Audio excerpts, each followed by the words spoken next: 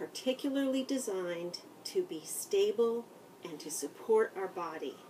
We don't want it too flexible, and we don't want to try to do extreme things when our low back in particular is bending in a way that it's not really intended to bend very often. So the low back is meant to be, hard to show with my chubby body, but a little bit swayed, just a little bit curved that way. And a lot of us in North America do a whole lot of sitting in our cars, sitting on a couch, sitting up in bed reading, that encourages our backs to curve the wrong direction, to curve the low back to curve that way, which is very bad for it and for us, and leads to a lot of low back problems. There's also a lot else going on in things that contribute to low back pain, how our hips are aligned, how all those tiny delicate joints are moving or not moving. But overall, I will teach you ways to take really good care of your low back when you're doing yoga, and to listen to your back. And if it hurts, just don't do it. If it hurts, don't do it. Eventually, you'll learn to tell different kinds of pain apart. There's pain that is saying, this is unfamiliar, and there's pain that's saying, stop now, you're damaging me. And you'll learn which is which over time. There's discomfort. That is what we feel when something is being stretched in a healthy way, and there's discomfort after something's worked really hard and it's kind of achy, it's recovering from working really hard. Those kinds of pain are not cueing us that something is in danger. They're just letting us know parts of our bodies are kind of tired and they've done a lot of work and they get to rest now. So today is all about your low back. We're going to work on forward folds, but I am sitting on a chair. See this? Sitting on a chair, because starting out doing forward folds from a standing position for people who are not used to yoga isn't the best idea. So we're going to start out sitting on a chair. You want to have your knees at a right angle or even a little bit out. Yeah. But maybe not up around your ears. You want to be able to rest your weight on your sit bones, not on your feet, to start with. So the action of a forward fold is to increase the range of motion in the relationship between your thigh bones and your pelvis. So the action we're looking for is to lay the belly on the thigh bones. Number one, lay your belly on your thigh bones. And I can do this keeping my shoulders up, not rounding my back at all. So that's the action we're looking for. Lay your belly on your thigh bones. Later on, we'll worry about straightening the legs more and maybe eventually doing it standing on our feet. But we're working on lengthening this relationship, this piece of us to this piece of us. And actually, having a big belly can make it really easy, because one of the orders is lay your belly on your thighs. And if you've got a lot of belly, that's really easy.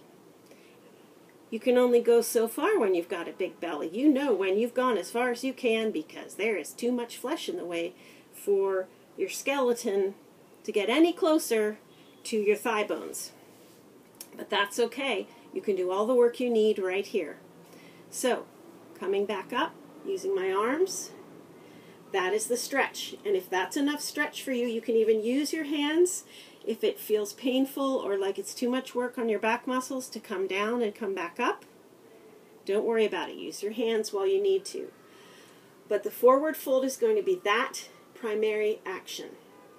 And here's another trick in the body. So I have an arm here, and I can bend it towards me, and I can bend it away. But for it to do that, the muscles have to talk to each other and cooperate. So when my brain says, oh, bend towards me, the brain also has to tell these guys to chill out and let go, or they'll stop me from doing this. And now for me to move my arm back, these muscles have to chill out and let go so these ones can work. So there's an automatic mechanism in the body that when you need to contract one set of muscles, the other set gets an automatic relaxation cue. So when you want to be stretching out the back of your body, if you use the muscles that pull this body part towards this body part, you're automatically cueing this part to let go. So I can let gravity draw me down there, or I can actually use these muscles to work to pull my belly against my thighs, pull that belly against my thighs. And by using those muscles, I'm getting extra work done by cueing my body, oh, let go here, let go here. And we're opening up our low back. Now here's the other thing we're working on in protecting our low backs. When I come forward, when most of us come forward, we're likely to round our low back. Many of us, many students in forward fold are doing this shape on their low back. And the upper back is meant to curve that way a little bit, but the low back is not. And to stand and then curve your back that way means you're hanging all of this weight off of this part of the spine in its wrong position.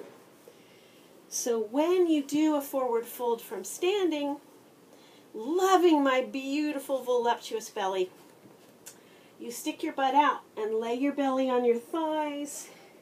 And do you see how that protects my low back from getting curved and needing to hold all my upper body weight out in space?